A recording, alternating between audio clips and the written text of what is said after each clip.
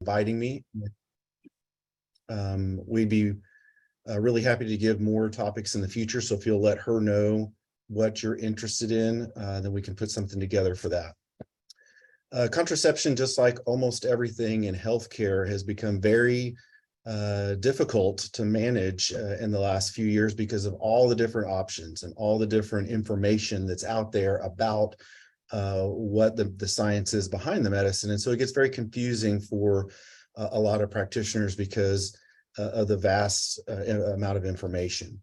One thing to be careful with is comorbidities that the patient may have, different medical problems, and the fact that certain types of contraception might be dangerous for them. There's a really nifty app that the CDC put together. So I'm going to bring it up on my phone.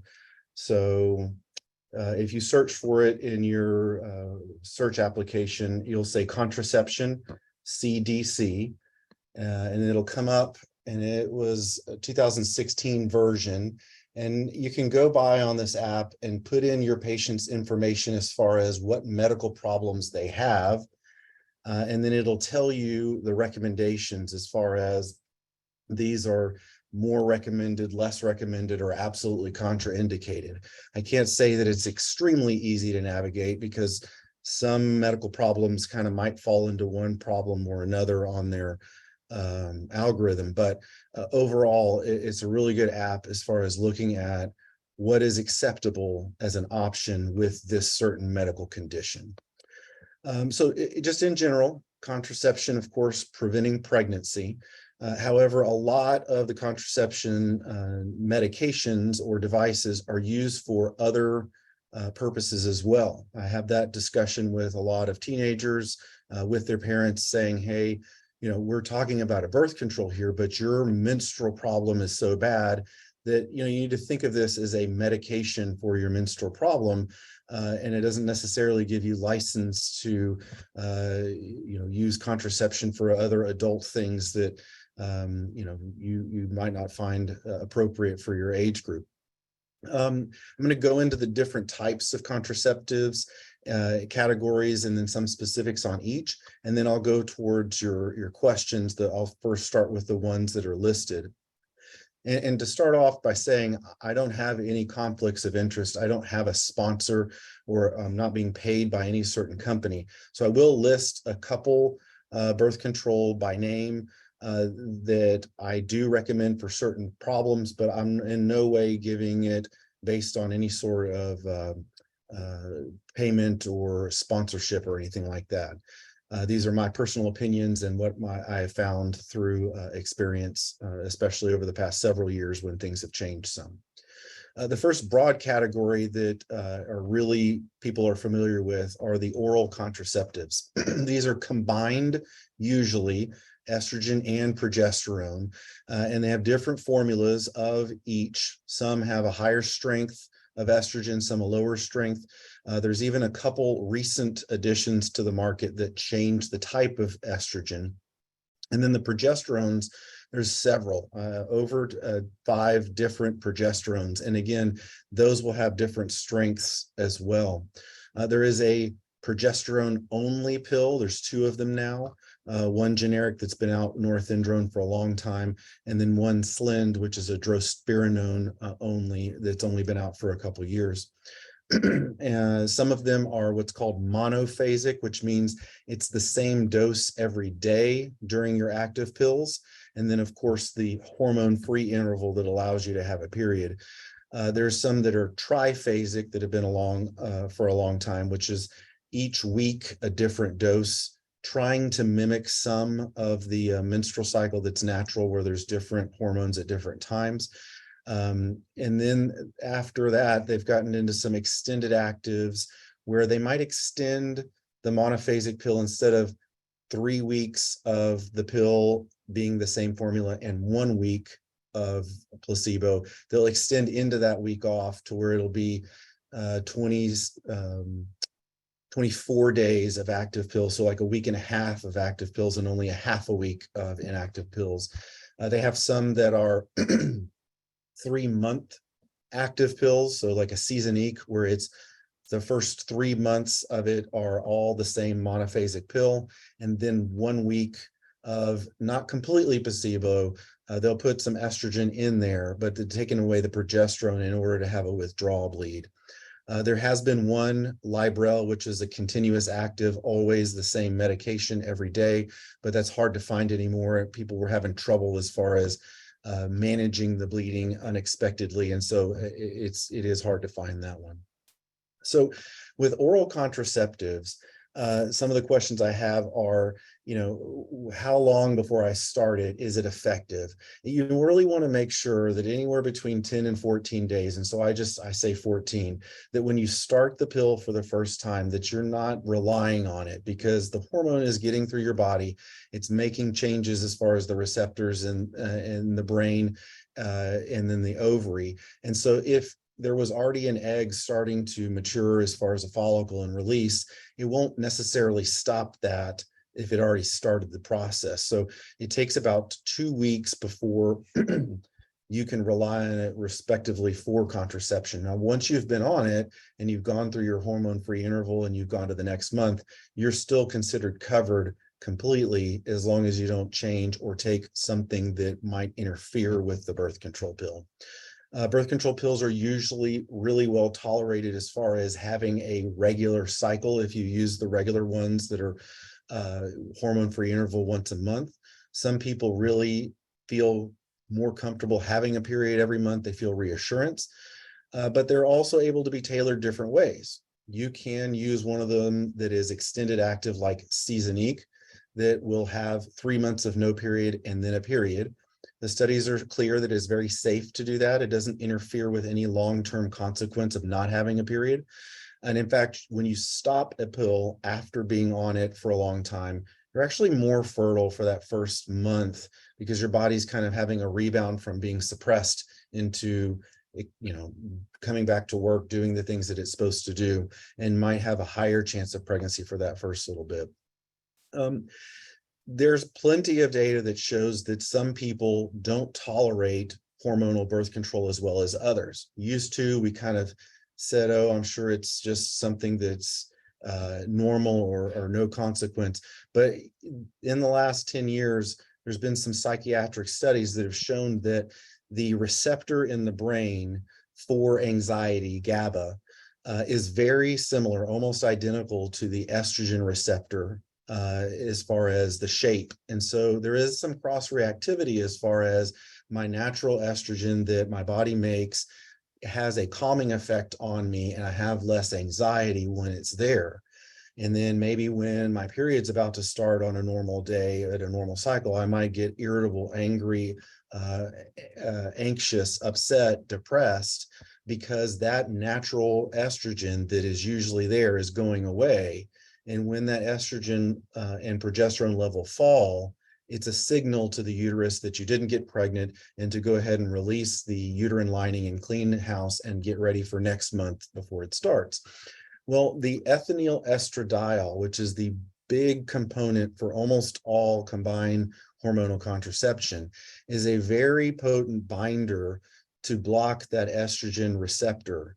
But they're probably, and this is my look at how it's working, probably since they discovered there's cross-reactivity with that anxiety receptor, it's probably having an effect on some people to where when they get on a birth control like this, they do feel those effects of mood changes, sometimes decreased libido, sometimes even so much binding in certain areas that they might have vaginal dryness or hot flashes or feel menopausal at a time.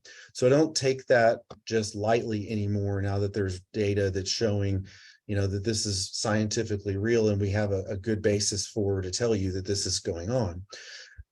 Some people would say, well, use a lower dose hormone. You need to be careful with the ultra low dose. The binding effect is still there, but the active effect is less because it's a lower dose hormone. So I don't always find that a low dose oral contraceptive helps. You have to have trial and error with these oral contraceptives. And I give patients that right up front. We might try one and we might decide, this isn't working for you, so we need to try another. But if you tell them up front you might have irregular bleeding, you might have side effects that we just discussed, usually people will be okay with going ahead and trying something different. And we'll get into which ones I use first or why you might use a different one first in just a moment. One of the newer players on the market is called Nextstellis, Nextellis, and that has a plant-based estrogen, which is estetrol, which is not ethinyl estradiol. And the studies have come out that show that it is just as effective as far as preventing pregnancy. And there may be less side effects of those that I discussed before, probably, in my opinion, because of the way it binds to those receptors. And in my personal experience, when I've used this for somebody, if they've come to me and they've said, hey, doctor, I can't use birth control pills because it gives me those side effects.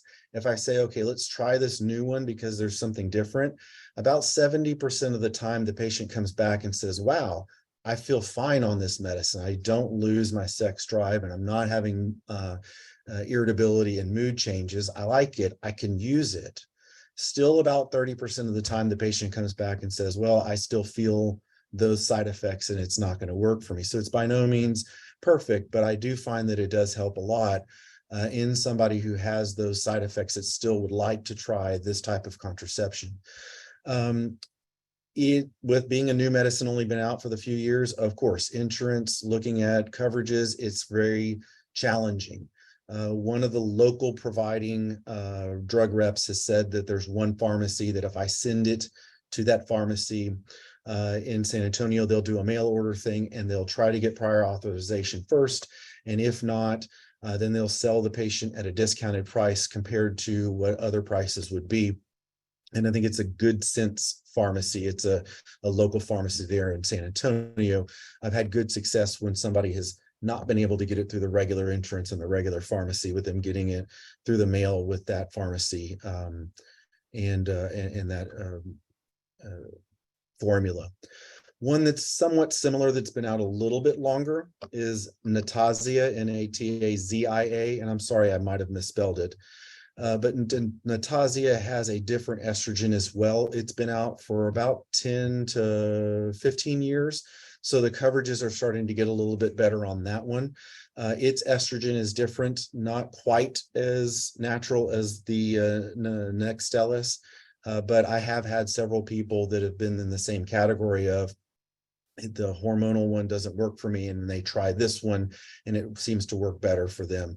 It's still name brand. It hasn't come off to generic yet. And so again, some pharmacy plans aren't carrying it, but some of it will.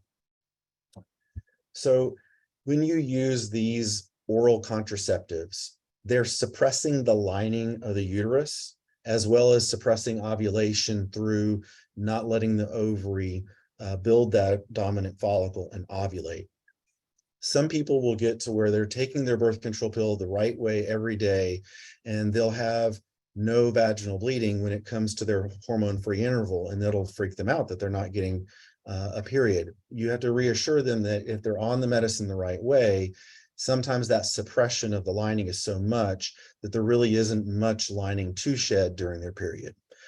When they first start most types of contraception, is very easy to say that they're going to get some irregular bleeding for that first month while their body's getting used to the new medication. So I usually will tell them if they'll stay with it and go through that first month and then get to the next month to where they've gone through their hormone-free interval, their placebo type pills, usually the body will reset and capture and will do fine after that. So again, setting them up for success by giving them the instruction that it might cause some irregular bleeding so they don't just quit it cold turkey and say this didn't work.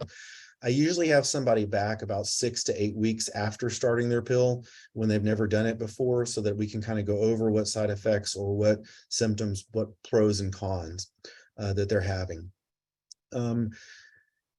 Certain situations, somebody who has more testosterone, a PCOS type patient, you don't really want to go with a low dose birth control pill, because that ethinyl estradiol, one thing that it does is it stimulates the body to make a a sponge, a sex hormone binding globulin that soaks up other types of hormones. So a 35 microgram ethinyl estradiol medication would be better than a 20 in somebody who has features like PCOS, because you're going to bind more of the testosterone as well, induced by using that higher dose, I would say normal dose birth control pill. One of the ones that is specific that might be a little bit better also would have the drospirenone, so the Yasmin or Yaz. That drospirenone actually is much better at reducing the testosterone level in somebody who has a little bit more testosterone. There was some concern about more blood clots in it in the past, but it's a mixed bag. It hasn't come out that that is for sure in multiple studies. But the Yasmin or the Yaz is somebody that I might choose for a PCOS type patient, somebody who has even more acne or testosterone to try to reduce that.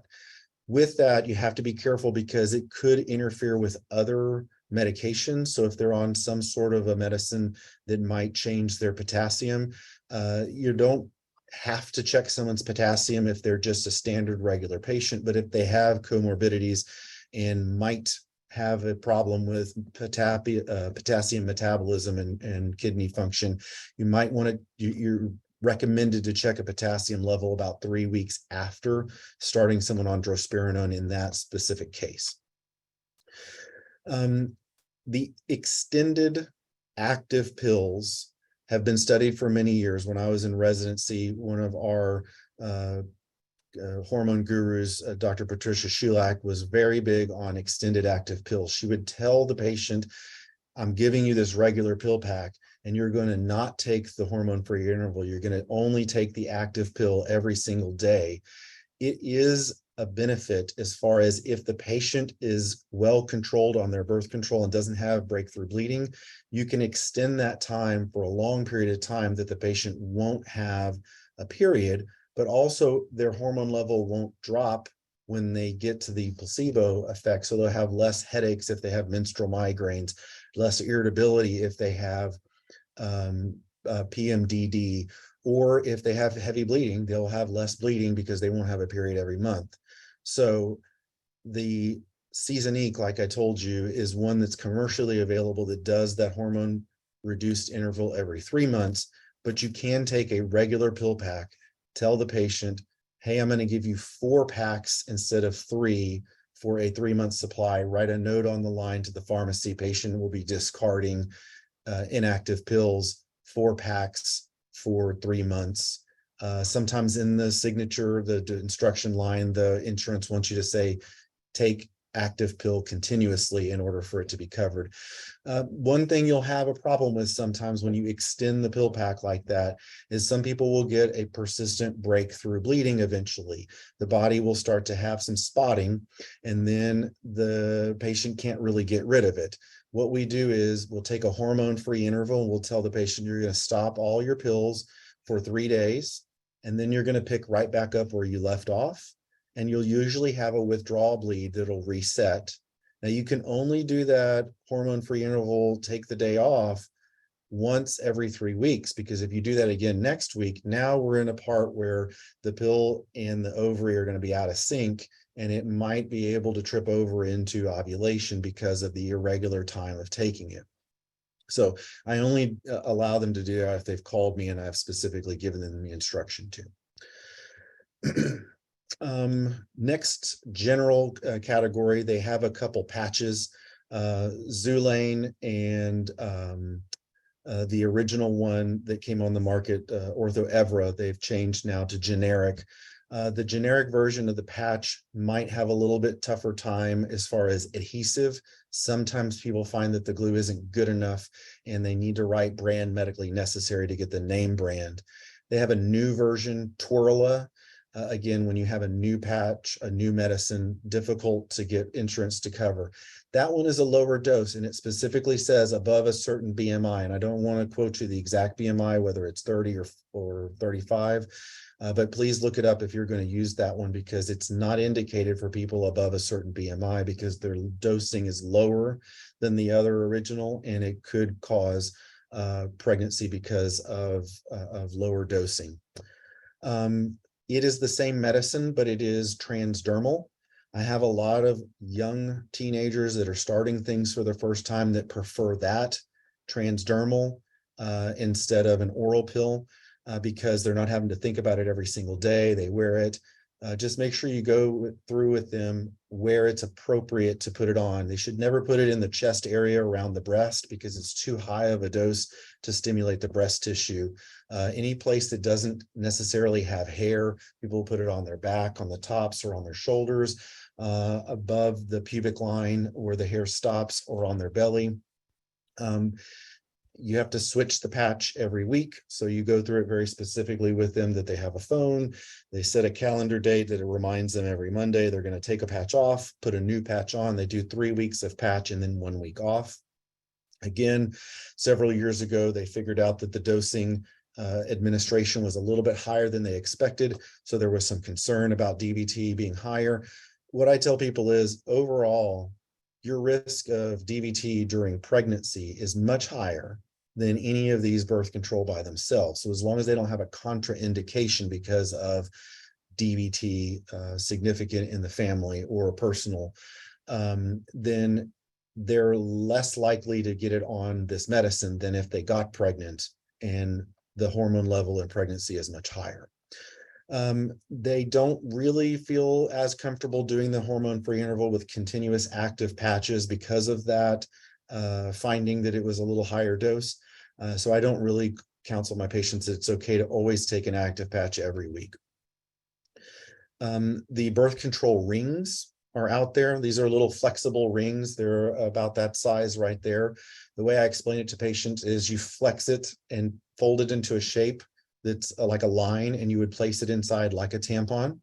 You leave it on the inside for 3 weeks, and at the end of 3 weeks, you remove it. And so you can have sex, you can exercise, you can swim. It's very rare that something like that would fall out. So when people are more comfortable using tampons as they get older, a lot of people that are younger, college students, really like this because they don't have to think about it once a day or have some sticker on them that they're having to change once a week. They're doing it every 3 weeks. Now, the original one, the NuvaRing, I think is now going generic. So some plans want the generic and some plans want the name brand. But it is 3 weeks in, removal, throw it away, 1 week of nothing, and then have to have a reminder that next week to place a new one in. Now they have a new one that came out. I'm blanking on the name, Anavra or Anavera. I don't know the exact pronunciation. It's a little thicker ring, but it's still flexible and soft. And this is made to be washed and reused. So it's 1 year worth of birth control. So if you have an insurance company that pays for it, you pay for it one time and it's used the whole year. The thing is, everybody's very personal. Some people feel unclean about it. Some people feel like no big deal. I'm, having less waste that's being thrown away. This Anavra, you would place it 3 weeks in, take it out, wash it, leave it out, 1 week of nothing, then put the new one in. I'm sorry, put the existing one in. And you would do that for a full year. Not a lot of personal experience as far as patients using it because it's only been out for a few years, but the patients that I've had that have used it have liked it and have wanted to stay with it. There has been plenty of data about the original NuvaRings as far as using them continuous active, and they're good data that doesn't show necessarily a increased problem with using them as continuous active. So I have allowed patients to use the ring for 3 or 3.5 weeks, remove it and put a brand new one in immediately, and they will miss that period. And then again, if they have problems with spotting or persistent bleeding that won't go away after a while, they can remove it at the end of the time and have a week-long period hormone-free interval to have the period reset. Injections, the old standby Depo-Provera, still used quite a bit. The low bone density thing was a big scare for a while. Right when I got into residency, people were doing bone densities on people left and right that were doing Depo-Provera for a long time. The studies show you don't really need to do that. What happens is when you stop the Depo-Provera, the bone density quickly recovers. It's very much like a pregnancy situation where people's bone density does decrease during that time frame. But there will be a time when you stop it that it recovers very quickly. Irregular bleeding is one of those things. Some people, when they get it, they bleed extra. Some people, when they get it, eventually their period goes away and they love that. And some people don't love that. The one drawback is once you place it, there's no way of getting it out of your body. You have to wait for it to wear off. And even though it's a 3-month time frame, sometimes it lasts longer. So I come to patients will come to me, after they've stopped their Depo and say, I'm not getting pregnant or I'm not having periods. What's wrong? You have to wait an entire 1 year to know what's really going to happen at that point from the last Depo shot, because it can linger on. Doing hormonal tests like FSH and LH technically are not going to give you any real information because the body is being altered, the normal hormones, by that Depo-Provera. So a lot of people will order those, but it's not really needed. You need to give it a full year before you start the workup of why isn't this patient having regular cycles.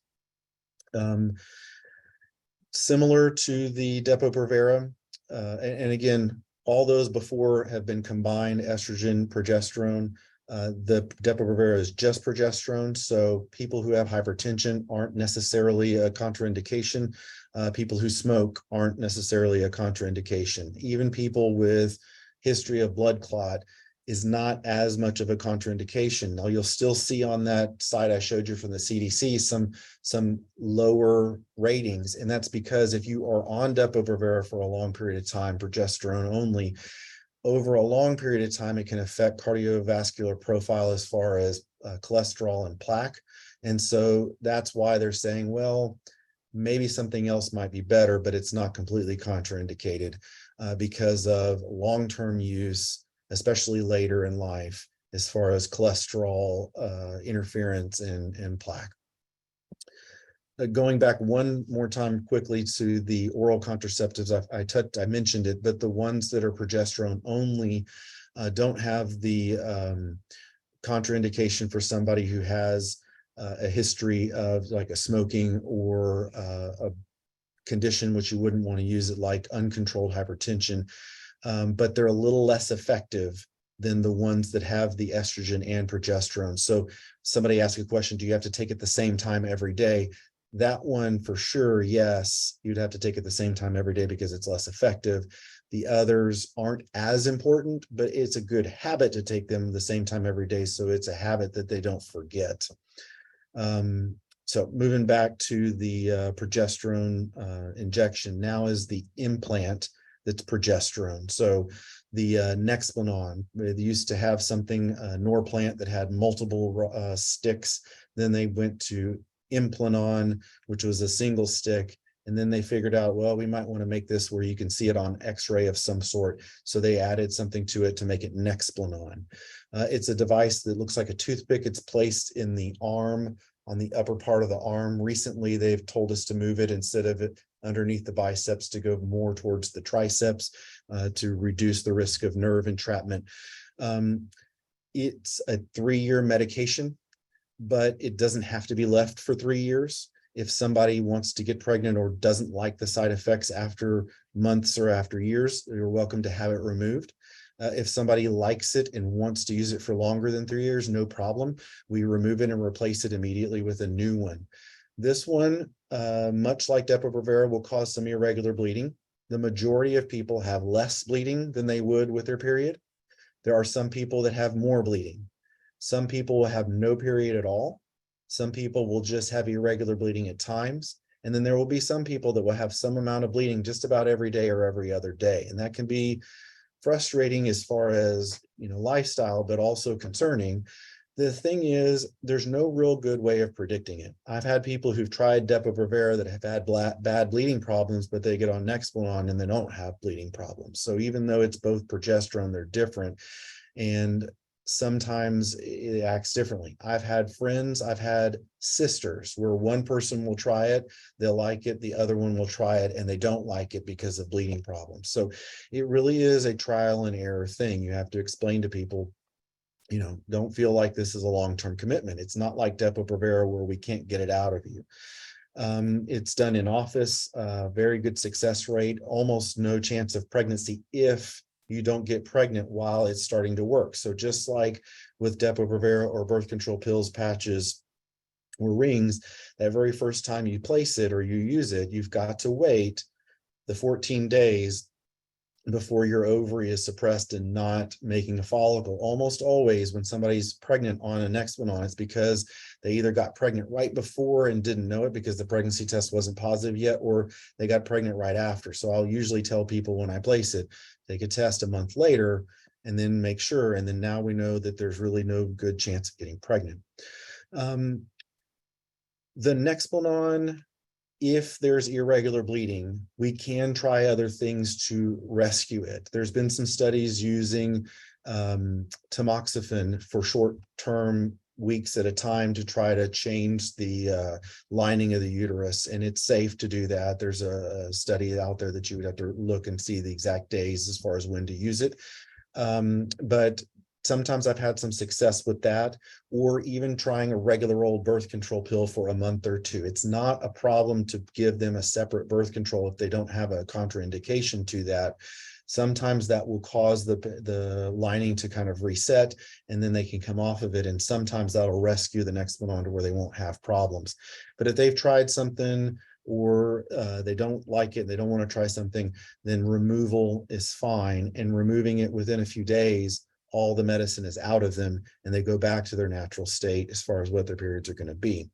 Now, I have always been one that has wanted someone to be on some sort of birth control, waiting for this device to come in. Used to, we would buy them, keep them in the office, but almost all clinics now don't want to have that risk that the insurance won't cover it. So we'll have to order it case by case. And so it takes 3 weeks to come in. So if a patient takes a Depo-Provera shot or they're on a birth control pill, it's fine waiting for that time that Nexplanon or the IUD that we're coming to next comes in so that they're covered for sure. They're not pregnant when we get the device and we place it.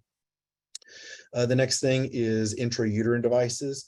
Got a really bad rap years ago, 60s, 70s, because there was not really good regulation about the different types of IUDs. They took them all off from the market and they brought them back one at a time with different things.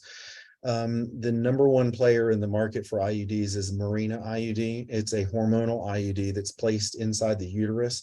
It has multiple ways of being effective. The number one way of being effective is it's spermicide. It creates a inflammatory reaction inside the uterus, which kills sperm. So it doesn't allow the conception to take place in the first place. Other things that it does is it thins the lining of the uterus because it has a higher dose progesterone. So people don't have a lush, welcoming endometrium for a pregnancy to attach to. It also thickens the cervical mucus. So the mucus gets a plug there. So it prevents sperm from even getting on the inside a lot of times.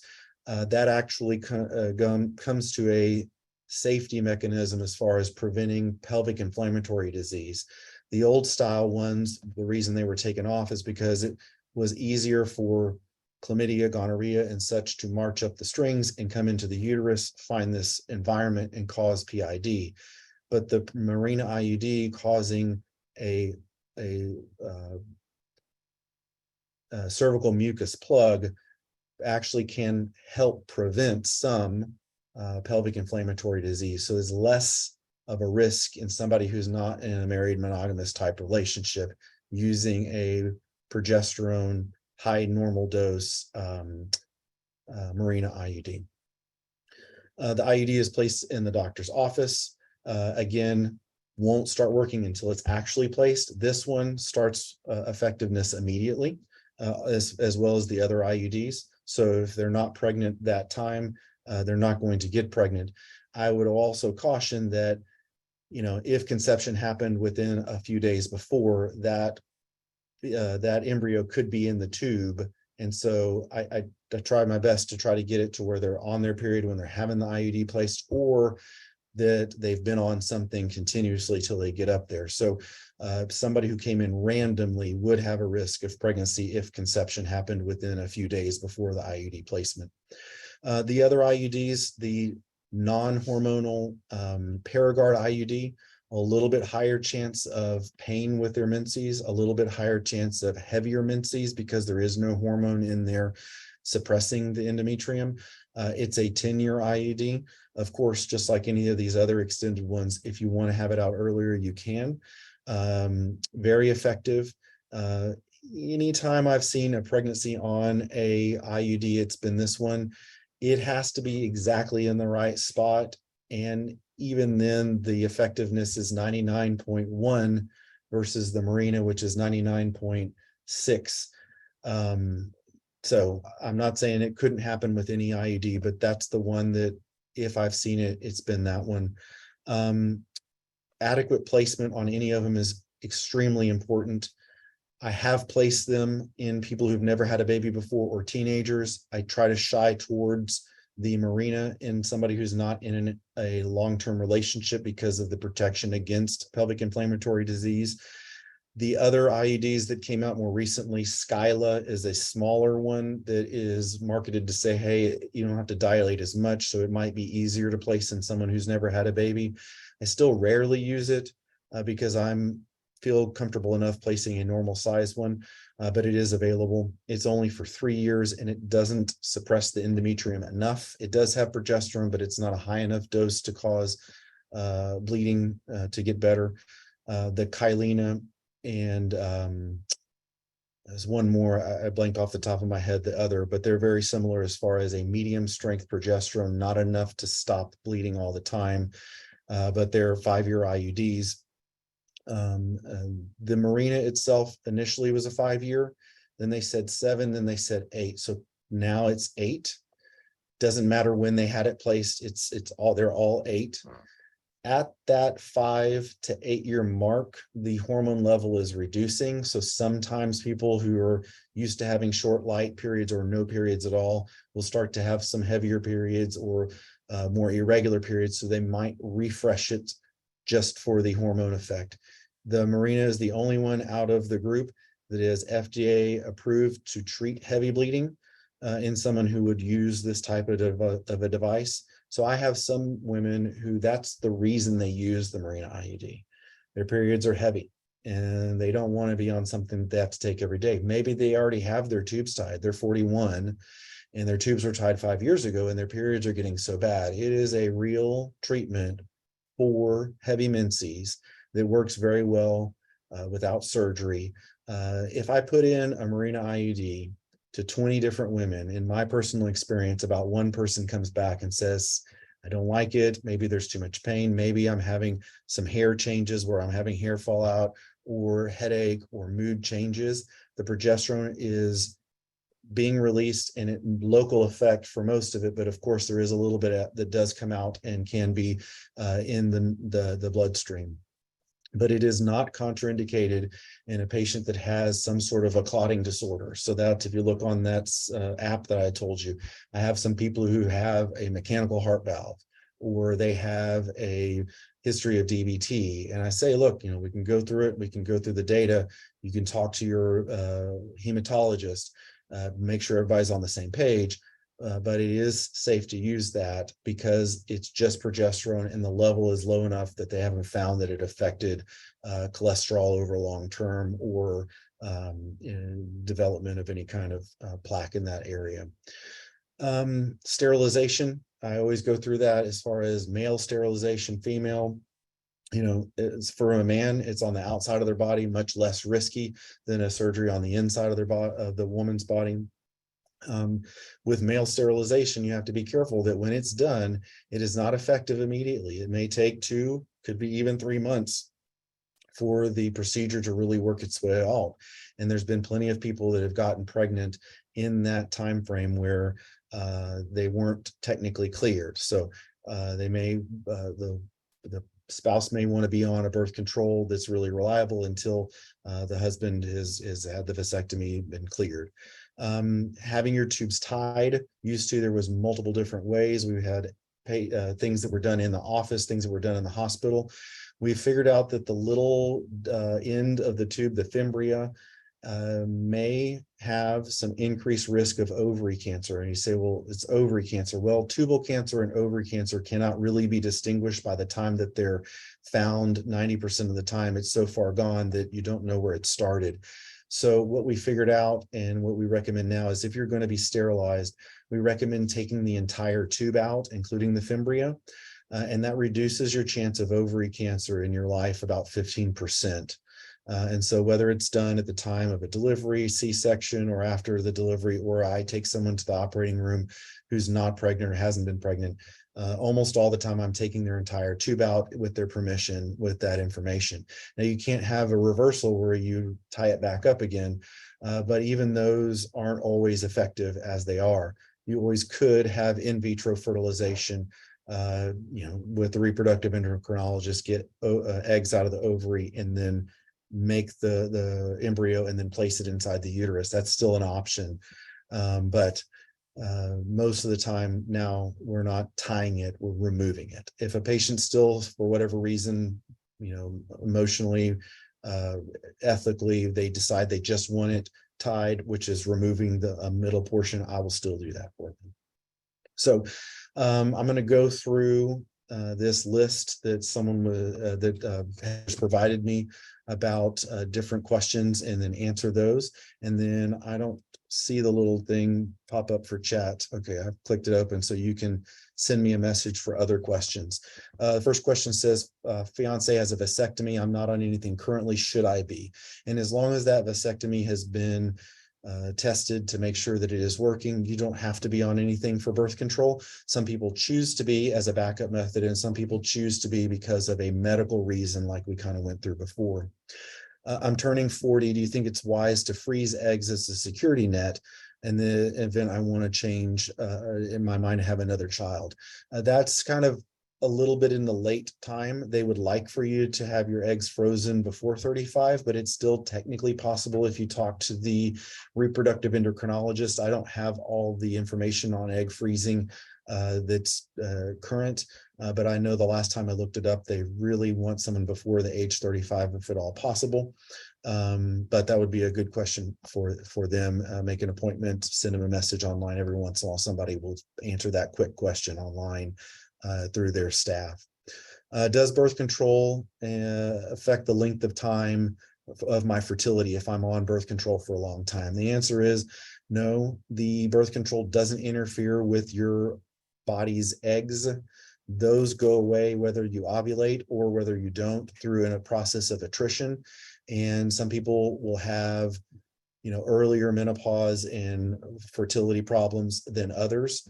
But there doesn't seem to be a correlation as far as, hey, I've been on it a long time and I've caused an issue.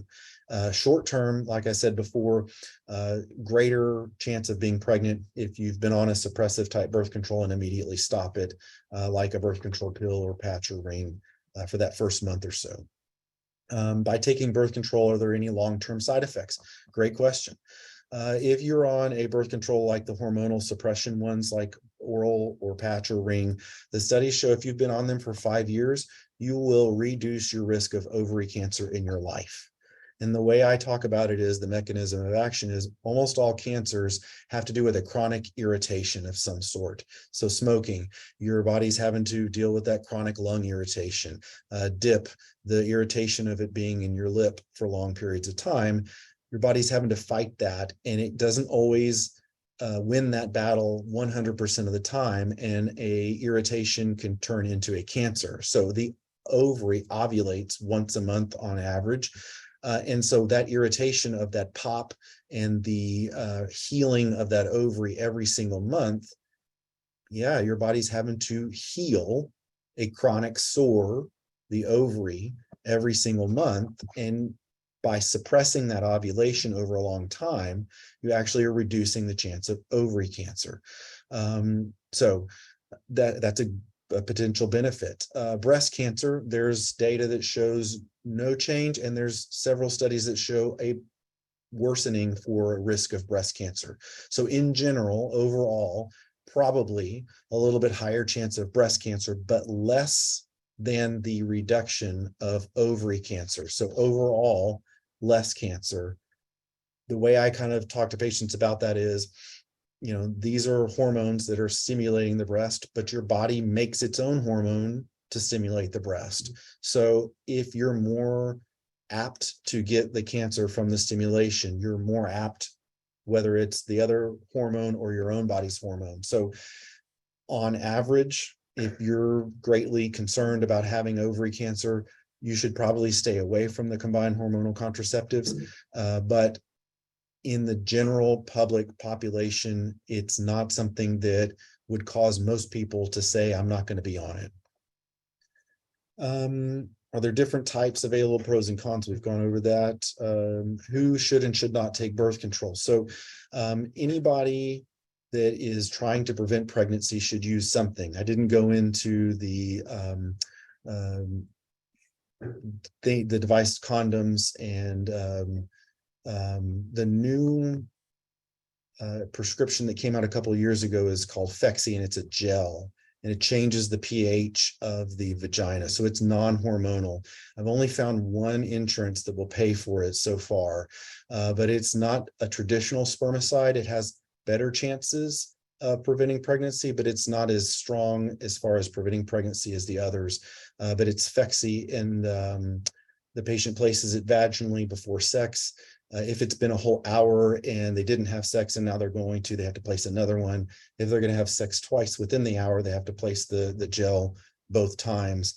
But being new, it's less coverage as far as how to get it. It is prescription.